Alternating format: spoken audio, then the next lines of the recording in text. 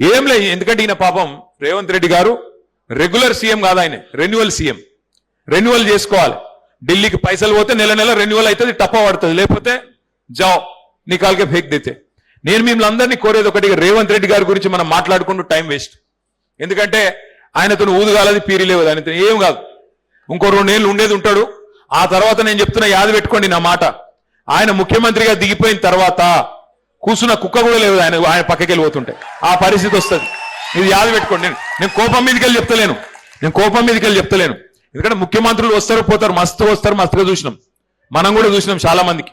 మనం ఒక ఆయన శాపాలు పెట్టిపోయిండు, ఆఖరి కిరణం ఉండే ఒక ఆయన శాపాలు పెట్టిపోయిండు. మేము పోతే మునిగిపోతారు, మీరు నాశనం అయిపోతారు, చీకట్లలో మగ్గిపోతారు అని అడిగాలి. ఆయన ఎక్కడున్నాడో ఆయనకే తెలియదు. ఆ పరిస్థితి రేవంత్ రెడ్డి గారికి కూడా తప్పకుండా వస్తుంది, నా మాట యాద పెట్టుకోండి. నేను ఒక్క మాట అడుగుతున్నా, రాజేంద్ర నగర్ లో, రంగారెడ్డి జిల్లాలో, మేడ్చల్ జిల్లాలో, వికారాబాద్ జిల్లాలో రియల్ ఎస్టేట్ మీద ఆధారపడ్డ పరిస్థితి ఏందండి? ఈరోజు కేసీఆర్ ఉన్నప్పుడు ఎట్లుండే, ఇవాళ ఎట్లున్నది రియల్ ఎస్టేట్? ఎంత దుర్మార్గమైన ప్రభుత్వం. స్క్వేర్ ఫీట్ కు 200 రూపాయలు, పర్మిషన్ కావాలంటే పైసలు, ఆక్యుపెన్సీ సర్టిఫికెట్ కావాలంటే పైసలు. ఏమిరా భయ అంటే ఆర్ఆర్ ట్యాక్స్. ఏంది RR tax? Rahul Revanth tax, RR tax. నేను చెప్పేది వాస్తవమా కాదా? మీరు రియల్ ఎస్టేట్ వాళ్ళని ఎవరైనా పక్కకు తీసుకుపోయి అడుగుని, వాళ్ళ కళ్ళకి వెళ్ళి రక్తం కారుతుంది ఇవాళ, రక్త కన్నీరు. అట్లాంటి పరిస్థితి ఇలా ఉన్నది. నేను ఒకటే అంటున్నా, సరే రేవంత్ రెడ్డి గారు బహుశా తొందరలోనే అదానిని దాటిపోతాడు, అంబానీని దాటిపోతాడు, అనుముల బ్రదర్స్ దేశంలోనే రిచెస్ట్ అవుతారు ఈ దోపిడితో పక్కా.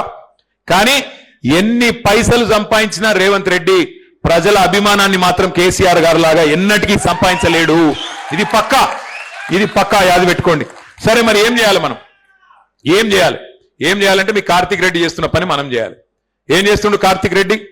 మూసీలో రేవంత్ రెడ్డి మనోళ్ళందరినీ ముంచే ప్రయత్నం చేస్తుంటే నన్ను సబితక్కని పిలిచిండు, స్వామి గౌడ నన్ను పిలిచి అన్న మనం ధైర్యం చెప్పాలి, పాదయాత్ర చేయాలంటే మొత్తం ఒక 5-6 కిలోమీటర్లు మేమంతా కూడా ఆ కూలిపోతున్న ఇండ్లు ఏవైతున్నాయో వాటిని కాపాడేందుకు రేవంత్ రెడ్డి కళ్ళు తెరిపించేందుకు పాదయాత్ర చేసినాం.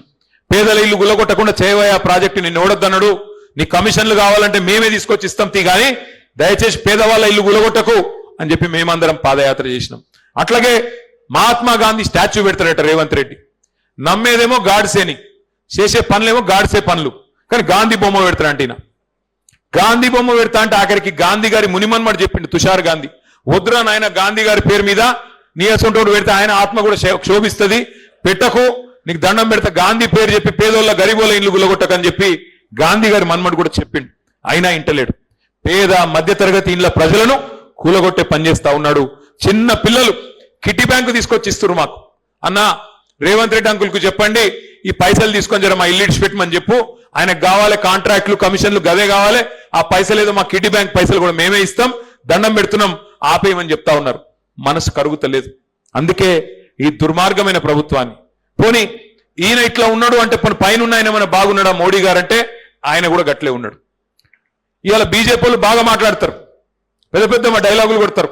మూసీ ప్రాజెక్టుకు వ్యతిరేకంగా కిషన్ రెడ్డి వస్తాడు, ఈటెల రాజేందర్ గారు వస్తారు. కానీ ఏం జరిగింది నిన్న? మూసీ ప్రాజెక్టులో అక్కడ డిఫెన్స్ ల్యాండ్ ఉన్నది, రక్షణ శాఖ భూమి ఉన్నది. గాంధీ బొమ్మ పెడతాం 1000 కోట్ల రూపాయలు పెట్టి అంటే అక్కడ మరి రక్షణ శాఖ భూములు ఉన్నాయి. నిజంగా బీజేపీకి నరేంద్ర మోడీ గారికి నిజాయితీ ఉంటే, ప్రజల సొమ్ము దోసుకోవద్దు, ఈ పేదవాళ్ళ ఇండ్లు కూలొద్దు అన్న నిజాయితీ నీకుంటే ఆ రక్షణ శాఖ భూములు ఎందుకు ఇచ్చినావు? నిన్నగాక మొన్న ఇచ్చిండు.